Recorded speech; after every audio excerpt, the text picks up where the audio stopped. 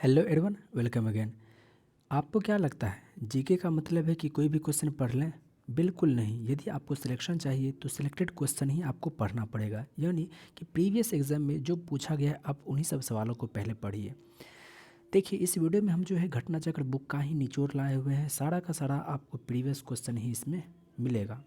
अगर हम लोग बात करें आपात उपबंध की, तो भारत में टोटल 3 तरह के आपात की बातें करी गई है। एक 352 में, दूसरा 356 में और तीसरा जो है 360 में। देखिए, 52 4 56, 56 4 60। 52 में है आपका राष्ट्रीय आपात, जो कि पूरे भारत में लागू होता है। 356 इसमें है राष्ट्रपति शासन, जो कि केवल एक राज्य पर लागू होता है। और तीसरा है 360 यानी कि वित्तीय आपात, जो कि अभी तक में एक बार भी लागू नहीं हुआ है। अगर हम लोग राष्ट्रीय आपात की बात करें तो भारत में टोटल 3 बार लागू हो चुका है। कब कब? तो एक बार भारत चीन युद्ध के समय 1962 में, दूसरा भारत पाकिस्तान युद्ध के समय 1971 में और तीसरा जो है इंदिरा गांधी के द्वारा अपने ही देश में स्थिति को नाजुक देखते हुए 1975 में उन्होंने राष्ट्रपति शासन राष्ट्रीय आपात उन्होंने घोषणा करी थी। तो ये सभी जो है राष्ट्रीय जितने भी आपात उपबंध हैं, ये तीनों राष्ट्रपति के ही कहने पर होता है। कुल मिलाकर के अगर हम लोग यहाँ पर राष्ट्रपति शासन की बात करें तो ये राज्य में लगाया जाता है और ये कितनों बार लगाया गया, लेकिन पहली बार जो है पंजाब में लगाया गया था। राष्ट्रपति शासन जो है पहली बार कहाँ लगाया गया था? तो पंजाब में लगाया गया था। कब? तो 1951 में। फिर से आपात उपबंध कितने हैं? 3। कौन कौन से? 352, 356, 360। 352 4 56, 4 360। 352 में क्या है? तो राष्ट्रीय आपात। 356 में क्या है? राष्ट्रपति शासन। और 360 में क्या है? वित्तीय आपात। 352 3 बार लागू हो चुका है। कब कब? तो 1962 में, 1971 में और 1975 में। और राष्ट्रपति शासन जो है पहली बार पंजाब में लगा था, 1951 में लगा था। और वित्तीय आपात अभी एक बार भी नहीं लगा है। तो अगर हम लोग आपात उपबंध की बात करें तो ये भाग 18 में है। केवे भाग में है? तो ये भाग 18 में है। और आपात उपबंध कहाँ से कहाँ तक? 352 से 360 के बीच में है आपात उपबंध। अब देखिए, जब हमारा भारत 1947 में जब आज़ाद हुआ तो उस समय प्रधानमंत्री बनाए गए जवाहरलाल नेहरू। उसके बाद जब पहली बार चुनाव हुआ 51-52 में, तो वहाँ भी चुन लिया गया प्रधानमंत्री के रूप में जवाहरलाल नेहरू को। यानी कि कह सकते हैं कि 1947 से 1964 मरने तक जो भारत के प्रधानमंत्री रहे वो कौन रहे? जवाहरलाल नेहरू। इसके बाद 64 में इनकी मृत्यु के बाद आए लाल बहादुर शास्त्री, उनकी मृत्यु होगी 66 में। उसके बाद कहा गया कि अब प्रधानमंत्री कौन बनेगा? तो उस समय आई इंदिरा गांधी। इंदिरा गांधी ने जो है 1966 से 1977 तक इन्होंने शासन किया था। इनके ही समय में, इंदिरा गांधी के ही समय में 1971 का युद्ध हुआ, जो कि निर्णायक भूमिका थी इंदिरा गांधी की। इसमें ज़बरदस्त भारत की जीत हुई थी। तो ऐसा समय आया कि इंदिरा गांधी के खिलाफ विरोध भारत में बढ़ने लगा और इसी के लिए जो है जयप्रकाश नारायण ने संपूर्ण क्रांति चलाई थी। तो ऐसा था, इलाहाबाद हाई कोर्ट ने संलिप्त पाई गई थी इंदिरा गांधी। तो इंदिरा गांधी ने सोचा कि यदि ये निर्णय हम पर लागू हो जाता है, मतलब यदि हमको सज़ा हो जाती है, तब तो हमारा ये शासन तो ख़त्म हो जाएगा। तो इसी चीज़ को देखते हुए इंदिरा गांधी के कहने पर फ़खरुद्दीन अली अहमद, किन्होंने? फ़खरुद्दीन अली अहमद ने राष्ट्रीय आपात की घोषणा कर दी। कब? तो 26 जून 1975 को। कब? तो 26 जून 1975 तक यही स्थिति चलता रहा 21 मार्च 1977 तक। 1977 में चुनाव होता है जिसमें इंदिरा गांधी की हार हो जाती है। फिर आता है जनता पार्टी। जनता पार्टी से मोरारजी देसाई आते हैं, वो भी शासन नहीं कर पाते हैं, 2 साल के बाद वो भी चले जाते हैं। फिर चौधरी चरण सिंह आते हैं, वो 1980 तक ही संभाल पाते हैं, एक ही साल। फिर 1980 से लेकर के फिर प्रधानमंत्री के रूप में इंदिरा गांधी दोबारा आ जाती है। तो ये सारा कहानी था, ये सब आपको जानकारी होना चाहिए। देखिए, राष्ट्रपति नियुक्ति किन किन लोगों की करता है? प्रधानमंत्री की नियुक्ति राष्ट्रपति के द्वारा होती है। मंत्रिपरिषद की नियुक्ति, तो मंत्रिपरिषद भी जो नियुक्ति होती है ना, वो राष्ट्रपति के द्वारा ही होता है, लेकिन प्रधानमंत्री के कहने पर। और मुख्य न्यायाधीश की नियुक्ति भी राष्ट्रपति करता है। और महान्यायवादी जिसको बोलते हैं अटॉर्नी जनरल, यानी कि सरकार का जो वकील होता है वो महान्यायवादी है, उसकी भी नियुक्ति कौन करता है? तो राष्ट्रपति के द्वारा ही होता है। आपसे पूछा जा सकता है कि जब आपात लगा था इंदिरा गांधी के समय में, उस समय राष्ट्रपति कौन थे? तो याद रखिएगा फ़खरुद्दीन अली अहमद। अब देखिए, अब हम लोग यहाँ बात कर लेते हैं संचित निधि, और दूसरा है लोक लेखा निधि, और फिर तीसरा है आकस्मिक निधि। ये ज़रूरी है इसके बारे में जानना। देखिए साथियों, आप अगर इन तीनों को समझना चाहते हैं तो ऐसे समझिए कि जैसे भारत सरकार जो है वो अपना 3 अकाउंट खोला हुआ है। 3 अकाउंट खोला हुआ है। एक अकाउंट ऐसा है जिसमें कि रुपया बढ़िया अच्छा खासा से इसमें रुपया रखता है। दूसरा जो है उसमें भी रुपया रखता है। तीसरा जो है ऐसा समय पर उसको यूज करने के लिए रखा है कि अचानक अगर हमें रुपये की ज़रूरत पड़ गई तो वो है। तो 3 अकाउंट है। एक है आपका संचित निधि, दूसरा है आपका लोक लेखा निधि, और फिर तीसरा है आपका आकस्मिक निधि। इसके बारे में आपको जानकारी होना चाहिए। संचित निधि में संचित निधि का जिक्र जो है वो 266 के 1 में किया गया है। 266 के 1 में भारत के संचित निधि के बारे में कहा गया है। अब देखिए संचित निधि, इसमें रुपया कहाँ से आता है? जो हम आप कर देते हैं, जीएसटी हो गया, तरह तरह का राजस्व कर हो गया, सीमा शुल्क हो गया, उत्पाद शुल्क हो गया, उधार जैसे हम लोग किसी दूसरे देश से लेते हैं वो हो गया, या फिर हम लोग जब किसी को देते हैं तो उस समय जो हमको टैक्स मिलता है, ऋण जो मिलता है वो, ये सारा का सारा रुपया जो है हमारे संचित निधि में ही आता है। ये सबसे बड़ा हमारा भारत का अकाउंट है। इसमें कई लाखों करोड़ों रुपये रहते हैं, और हम लोग जब भी कर देते हैं तो वो डायरेक्ट संचित निधि जो है ये आरबीआई के अंडर में रहता है। आरबीआई का अकाउंट है संचित निधि, उसमें ही जा कर के रहता है। और जब भी रुपये की ज़रूरत होती है तो संसद की स्वीकृति लेकर के इससे रुपया निकाल करके दे देता है आरबीआई। ठीक, समझ गए संचित निधि क्या होता है? संचित निधि अनुच्छेद नंबर 266 के 1 में है।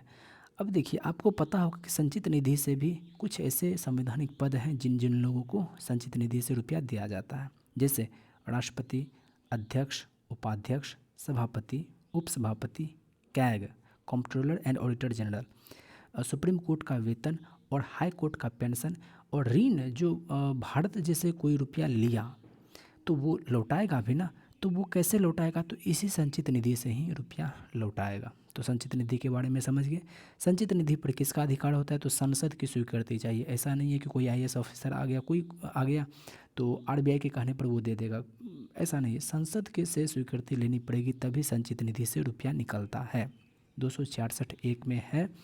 इसमें रुपया कहाँ से आता है? यही इतना बड़ा बड़ा सा जो कर है इसी सब से जाता है रुपया, और इसी संचित निधि से डायरेक्ट इन लोगों को मिलता है। ठीक, अब देखिए, अब हम लोग बात कर लेते हैं लोक लेखा निधि। लोक लेखा निधि क्या है? तो ये 266 के ही 2 में है, और ये पब्लिक का धन है। कैसे? तो इसमें रुपया किससे जाता है? तो हम लोग जो बीमा करवाते हैं ना, वो बैंक में जो हम लोग जमा करते हैं, जैसे एफडी हो गया, भविष्य निधि हो गया, या फिर जीपीएफ, जो व्यक्ति सरकारी नौकरी में है उनका रुपया आपको पता होगा कि 2,000 रुपये 3,000 रुपये काट के रखा जाता है। तो वो सब रुपया कहाँ जाता है? तो इसी लोक लेखा निधि में जाता है। और इसके लिए क्या संसद की स्वीकृति लेनी पड़ेगी? बिल्कुल नहीं। ये चूँकि पब्लिक का धन है तो इसका जिम्मेदार पब्लिक ही होगा। तो ये दूसरा अकाउंट हो गया। अब तीसरा जो है आकस्मिक निधि हो गया। आकस्मिक निधि ये जो है अनुच्छेद 267 में है। कैवे अनुच्छेद में है? 267 में। अच्छा, इसमें रुपया कहाँ से आएगा? तो इसी संचित निधि से ही आएगा आकस्मिक निधि में, और इसकी जो मंजूरी मिलेगी वो राष्ट्रपति के कहने पर मिलेगी। हालांकि राष्ट्रपति की मंजूरी से आकस्मिक निधि से रुपया निकाला जाएगा, लेकिन बाद में संसद की भी आप मंजूरी ले लें, स्वीकृति मिल जाती है। तो ऐसा है, तीनों अकाउंट के बारे में समझ गए। पहला जो था वो था संचित निधि, दूसरा था लोक लेखा निधि, और तीसरा था आकस्मिक निधि। 266 के 1-2 में है आपका पहले वाला, फिर आकस्मिक निधि जो है वो 267 में है। संचित निधि के लिए संसद की स्वीकृति चाहिए, वहीं पर आकस्मिक निधि के लिए राष्ट्रपति की मंजूरी चाहिए। तो ये सब चीज़ें हैं, आपको समझ में आना चाहिए। एग्ज़ाम में पूछा जाता है, खास करके अनुच्छेद के बारे में पूछ लिया जाता है कि संचित निधि किस अनुच्छेद में, 266 में। वहीं पर आकस्मिक निधि यह किस अनुच्छेद में, 267 में। अगला देखिए अनुच्छेद 239। अनुच्छेद 239 में क्या है कि संसद द्वारा 69वें संविधान संशोधन 1991 संविधान संशोधन 1991 के तहत दिल्ली को राष्ट्रीय राजधानी क्षेत्र का दर्जा दिया गया, MCT। अनुच्छेद 239 के द्वारा जो है संसद ने 69वें संविधान संशोधन 1991 के तहत 69वें संविधान संशोधन 1991 के तहत दिल्ली को राष्ट्रीय राजधानी क्षेत्र का दर्जा दिया गया, NCT। एग्जाम में पूछा हुआ साथियों, इसलिए मैंने आपके लिए लाया है। पहली बार जो संशोधन किया गया भारतीय संविधान में, संशोधन अभी तक में टोटल 105 बार किया जा चुका है, जो कि पहली बार जो संशोधन किया गया था वो 1951 में किया गया था। और इस 1951 के प्रथम संशोधन में ही 9वीं अनुसूची जोड़ी गई थी। और इसमें कहा गया, आपको पता होगा, न्यायिक पुनरावलोकन जो है वो कहाँ से लिया गया है, अमेरिका से लिया गया है। इसमें क्या है कि यदि संसद कोई कानून बनाता है तो उसको वो कितना सही है, हमारे संविधान के तौर पर कितना वो सही है, गलत है, ये सब देखने का सुप्रीम कोर्ट को अधिकार है। तो लेकिन पहले ही संशोधन में 9वीं अनुसूची जोड़ दिया गया और इसमें कहा गया कि इस अनुसूची में यदि किसी विषय को रख दिया जाए, यानी कि 9वीं अनुसूची में कोई भी विषय यदि रख दिया जाए तो उस पर न्यायिक पुनरावलोकन जो अधिकार है सुप्रीम कोर्ट का, उसके तहत वो कोई भी कार्रवाई नहीं कर सकता। यानी कि सुप्रीम कोर्ट का जो न्यायिक पुनरावलोकन है उससे बाहर की बात हो जाएगी जिस भी विषय को 9वीं अनुसूची में रख दिया जाएगा। ये 9वीं अनुसूची कब जोड़ा गया था, तो 1951 प्रथम संशोधन में। अब देखिए संशोधन कैवे भाग में है, तो संशोधन भाग नंबर 20 में है। संविधान संशोधन ये बात भाग 20 में कहा गया है। वहीं अनुच्छेद की बात करें तो 368 के भाग 20 में है भारत के संविधान संशोधन। देखिए कोई भी संशोधन विधेयक जो लाया जाता है तो ऐसा है कि आपके एग्ज़ाम में ही था, प्रीवियस एग्ज़ाम में, कि दोनों सदन के साथ में वो पेश कर दिया जाता है। नहीं, उस संशोधन विधेयक को संसद के दोनों सदन में अलग अलग 2/3 बहुमत से पारित होना पड़ेगा, तभी जाकर के वो विधेयक पास होगा, वो जाकर के अधिनियम बनेगा, यानी बिल से वो एक्ट बन जाएगा। फिर से देखिए, कोई भी संशोधन विधेयक को जो है संसद के दोनों सदन में उसको लाना पड़ता है, इस घर में भी लाना पड़ेगा, इस घर में भी लाना पड़ेगा, और दोनों जगह से 2/3 बहुमत से इसको पास करना पड़ेगा, तब जा कर के वो पारित हो जाएगा। ठीक है, समझ गए संशोधन कैसे होता है। अगला है मौलिक कर्तव्य, जो है वो भारत के संविधान में नहीं था। 42वें संविधान संशोधन 1976 के बाद सरदार स्वर्ण सिंह समिति के कहने पर मौलिक कर्तव्य को जोड़ा गया। 4 में आपको पता होगा राज्य के नीति निर्देशक तत्व हैं, लेकिन 4 का क जोड़ा गया, 4 का क जोड़ा गया। इसमें क्या हुआ कि मौलिक कर्तव्य को जोड़ा गया और 36 से 51 तक जो है क्या है, राज्य के नीति निर्देशक तत्व हैं, लेकिन 51 के क में है मौलिक कर्तव्य। 51 के क में क्या है, मौलिक कर्तव्य। और शुरू में मौलिक कर्तव्यों की संख्या कितनी थी, 10। शुरू में मौलिक कर्तव्यों की संख्या कितनी थी, 10। साथियों ये सब एग्जाम में पूछा गया है, इसीलिए हम आपके लिए लाए हुए हैं। मौलिक कर्तव्यों की संख्या शुरू में कितनी थी, 10। लेकिन 86वें संविधान संशोधन 2002 के तहत इसमें जो है एक और जोड़ दिया गया, यानी कि अभी मौलिक कर्तव्यों की संख्या कितनी है, तो 11 है। अभी मौलिक कर्तव्यों की संख्या कितनी है, 11 है। शुरू में कितना था, 10 था। मौलिक कर्तव्य किस के विभाग में है, 4 के क में है, और किस अनुच्छेद में है, 51 के क में है। मौलिक कर्तव्य शुरू में कितना था, 10 था, लेकिन वर्तमान में कितना है, 11 है। ये कब जोड़ा गया था, 1976 के संविधान संशोधन के तहत। केवल संविधान संशोधन था, 42वां संविधान संशोधन। इसी को मिनी संविधान भी कहा जाता है। चलिए, भाषा जो है अनुसूची 8 में है, अनुसूची 8 में है भाषा। और प्रारंभ में कुल कितनी भाषाएं थी, 14 भाषाएं थी। और शुरू में अनुसूची कितनी थी, वो भी 8 ही थी। बाद में जाकर के ये 12 अनुसूची हो गया, 9, 10, 11, 12 नौवीं अनुसूची तो आपको पता है 1951 में जुड़ा, फिर 10, फिर 11, फिर 12 इस तरह से आया। और 10वीं अनुसूची के बारे में पता है दल बदल विधेयक को, फिर 11 के बारे में पता होगा कि ग्राम पंचायत से संबंधित है, फिर 12 पता होगा कि आपको नगर पालिका से संबंधित है। ये सब आपको आना चाहिए, तभी जा कर के ये सब आपको समझ में आएगा। बेसिक चीज़ हुआ, ये सब आपको आना ही चाहिए। और ये भी कोई हार्ड चीज़ नहीं है। अगर आपको सिलेक्शन चाहिए तो सिलेक्टेड क्वेश्चन तो पढ़ना ही पड़ेगा, और सिलेक्टेड क्वेश्चन का मतलब यही सब है। देखिए, भाषा जो है वो भाषा अनुसूची 8 में है, भाषा केवल अनुसूची में है तो भाग 8 में है। और शुरू में भाषाएं कितनी थी, तो 14, लेकिन उसको बढ़ा करके अब कितना कर दिया गया, 22। कब कब, तो 1967 में जोड़ा था सिंधी, 1967 में किसको जोड़ा गया था, सिंधी।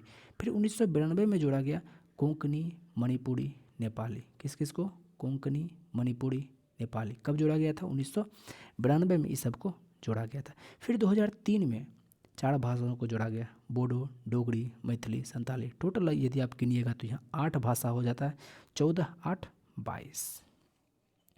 21वें संविधान संशोधन 1967 के तहत सिंधी भाषा को जोड़ा गया। फिर 71वां संविधान संशोधन 1992 के तहत कोंकणी, मणिपुरी, नेपाली इन भाषाओं को जोड़ा गया। फिर 92वां संविधान संशोधन 2003 के तहत 4 भाषा, बोडो, डोगरी, मैथिली, संथाली इन सब भाषाओं को जोड़ा गया। साथियों, ये सब आपको एग्जाम में याद होना चाहिए। अगर आपको नहीं पता है तो इसको आप लिख लीजिए बढ़िया से। शुरू में कितनी भाषाएं थी, 14। अभी कितनी भाषाएं, 22। ये भाषा किस अनुसूची में, भाग 8 में है। सिंधी भाषा को कब जोड़ा गया, तो 21वें संविधान संशोधन 1971 में। कोंकणी, मणिपुरी, नेपाली इसको कब जोड़ा गया, तो 71वें संविधान संशोधन 1992 में। फिर बोडो, डोगरी, मैथिली, संथाली इन सब भाषाओं को कब जोड़ा गया, तो 92वां संविधान संशोधन 2003 के तहत इन सब भाषाओं को जोड़ा गया। अभी तुरंत हमने आपको बताया कि टोटल संशोधन 105 बार हो चुका है, जिसमें 99 जो है वो न्यायिक आयोग से संबंधित है, और 100 जो है वो भारत और बांग्लादेश के बीच के सीमा विवाद को सुलझाने से संबंधित है। कौन सा, 100। और जीएसटी जो है वो कौन सा है, 100 है। और वो विधेयक कौन सा था, 122 था। लेकिन अगर इसको संशोधन देखिएगा तो ये 101वां संशोधन था। 102 जो है वो भी है, और 103 जो है वो सवर्ण वर्ग के गरीब लोगों को 10% जो आरक्षण देने की बात करेगी वो 103 में है। 104 में कहा गया है कि एंग्लो इंडियन को, जो कि लोकसभा में 2 और राज्य विधानसभा में 1 लोगों को जो नियुक्ति होता था राष्ट्रपति के द्वारा, राज्यपाल के द्वारा, इसको अब हटा दिया गया। वहीं पर SC ST के लिए जो लोकसभा में और राज्य विधानसभा में जो आरक्षण सीट था उसको 10 साल के लिए बढ़ा दिया गया। जब से संविधान लागू हुआ है तब से 10-10 साल पर उसको बढ़ाया जाता रहा है। लेकिन एंग्लो इंडियन वाला जो सीट था उसको ख़त्म कर दिया गया 104 में। ठीक है, चलिए आगे बढ़ते हैं। द्रविड़ भाषा में जो है आपका टोटल 4 भाषा आता है। द्रविड़ भाषा में टोटल आपका कितना भाषा आता है, 4 भाषा। अगर आप इस तरह से इंडिया देखिए नीचे से, तो 4 भाषा कहाँ कहाँ का, तमिलनाडु का तमिल भाषा, केरल का मलयालम भाषा, कर्नाटक का कौन सा, कन्नड़ भाषा, और आंध्र प्रदेश और तेलंगाना का तेलुगु भाषा। इन्हीं चारों को द्रविड़ भाषा के अंतर्गत रखा गया है। इन्हीं चारों भाषा को द्रविड़ भाषा के अंतर्गत रखा गया है। बाद बाकी मराठा को नहीं ले लीजिएगा, कोंकणी भाषा को नहीं ले लीजिएगा। अगर गोवा की कार्यालयी भाषा की बात करें तो कौन सी भाषा है, कोंकणी है। गोवा की कार्यालयी भाषा कौन सी है, तो कोंकणी है। गोवा की कार्यालयी भाषा कौन सी है, कोंकणी है। वहीं पर नागालैंड की राजभाषा की बात करें, अंग्रेजी है। याद कैसे रखेंगे, देखिए नागालैंड, इंग्लैंड का मन है अंग्रेजी। और संघ की राजभाषा कौन सी है, हिंदी है। संघ की राजभाषा कौन सी है, हिंदी है। और लिपि कौन सी है, देवनागरी है। ये अनुच्छेद 343 में कहा गया है। संघ की राजभाषा कौन सी होगी, हिंदी होगी। लिपि कौन सी होगी, देवनागरी होगी। ये अनुच्छेद नंबर 343 में कहा गया है। आपको पता है ये 343 किसका क्यूब है, तो 7 का क्यूब है। साथियों, ये सभी सवाल आपके एग्जाम में पूछा हुआ है और ये सभी सवाल इम्पोर्टेंट है। और साथियों, यदि आपको हमारा यह वीडियो पसंद आता है तो हमारे चैनल को लाइक करके सब्सक्राइब करके हमें सपोर्ट ज़रूर करें। हमें सपोर्ट की बहुत ज़्यादा आवश्यकता है। आप भी सब्सक्राइब करें और अपने दोस्तों, परिवार वालों सभी के मोबाइल से आप हमारा ये वीडियो, हमारा चैनल सब्सक्राइब करवा दीजिए। जल्दी से जल्दी हमारा सब्सक्राइबर बढ़ा दीजिए। मोनेटाइज हो जाएगा तो हमें भी आपके लिए मेहनत करने में मज़ा आएगा। शुक्रिया, जय हिंद।